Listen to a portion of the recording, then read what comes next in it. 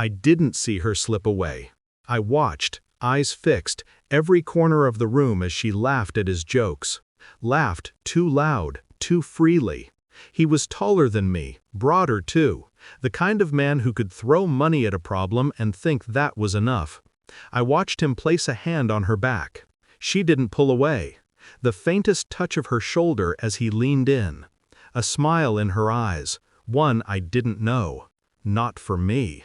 She was all hers, wasn't she? The sound of her laugh tangled in my brain. I was too far from them to overhear their conversation. The music was too loud. But I saw the way he spoke, the way he held her attention, and I saw the way she clung to it. Enjoying yourself, darlin'? My voice was a thread, tight and strained. She glanced back, too quickly, too guilty. But the smile she gave me, oh, it was too practiced. It didn't touch her eyes. Of course, she said, like it was nothing, nothing at all. The man, his name was Henry, I think, pulled her closer. I swear for a moment I could see the hunger in her. I knew then, deep down, that I wasn't the man she wanted. It was later, much later, when the party had broken up, when the laughter died and the cheap champagne had faded into a dull, bitter taste in my mouth, when she kissed me, casual, dismissive, and said goodnight. I knew where she was going before she did. She didn't come back. Not that night, not the next day. Her car was gone. But that wasn't the betrayal. Not yet. I stood in our kitchen, staring at the empty space where she should have been. I waited for her to call, or at least text. She didn't. No explanation, no apology. Then, her key didn't fit the door. I tested it twice, 3 times. Nothing. She was gone. Gone from my life, but not yet from my reach. Days passed. She came back late that night. Her eyes were red, her breath too sweet, cloying. "I'm sorry," she said, pushing past me into the hallway. I said nothing. She couldn't meet my gaze, not once. I needed some time," she murmured. Time. Such a simple word for the mess she'd made. Her phone buzzed. She grabbed it, looked at it with something wild in her eyes. I'd seen that look before. I knew it. It was the same look she had when she had an affair, years ago, just before I caught her, before the lies fell apart. But she didn't know. Not yet. Not yet. I needed to know. Everything. So, I waited.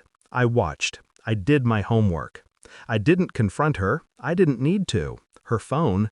I didn't need her permission. I hacked it. Silent, precise, just like I had learned to do. The numbers, the messages, the threads of conversations that built a story I hadn't wanted to hear. There it was. Henry. The dollar bill. The promise. "I'll take good care of her tonight," it said. I stared at the screen. His words burned. He had thrown money at her, at me, a dollar bill. That was all I was to him, all I was to her. She hadn't even told him the truth. I didn't tell her I knew. Not yet. Instead, I waited. That morning, when she came into the kitchen, I handed her the phone. She froze. I didn't move, didn't breathe. Not until she looked at me, looked at the screen. Her face, pale, her mouth trembling. She reached for the phone. I pulled it away. "Why didn't you tell him?" I asked quietly, coldly. Her voice cracked. I don't know what you mean." I let the silence stretch. "You didn't tell him about me." Her fingers trembled, the phone slipping from her hand. She staggered back, collapsing onto the couch. She looked broken, but I didn't care. I don't know," she whispered. You didn't tell him," I repeated, taking a step closer. She knew then. She knew I was done. That afternoon, I sent a message to Henry. Simple, direct, cold. I have all the details. His response was immediate. The desperation oozed through his text. He was scared. I knew he was. But it wasn't him I wanted to break. It was her. She cried when I told her. Not that it mattered. Not when I could see it in her eyes. The realization. I wasn't going to beg. I wasn't going to fight for her. She didn't know that I'd already won. "I want you gone," I said. Her face crumpled, but I didn't care. She tried to beg, to apologize, but the words were just noise, empty, meaningless, and I was done. She had no idea how much of me she'd already destroyed, how little of me was left to break. The door shut behind her. The silence felt different now, hollow, but freeing. I walked through the house, untouched by what was left.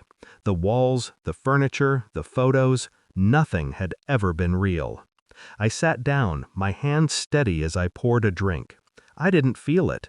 I didn't feel anything. I stared at the glass. Then the doorbell rang. Henry. But I didn't move. She was his problem now. And I was already gone. And for the first time in years, I felt nothing. Nothing at all.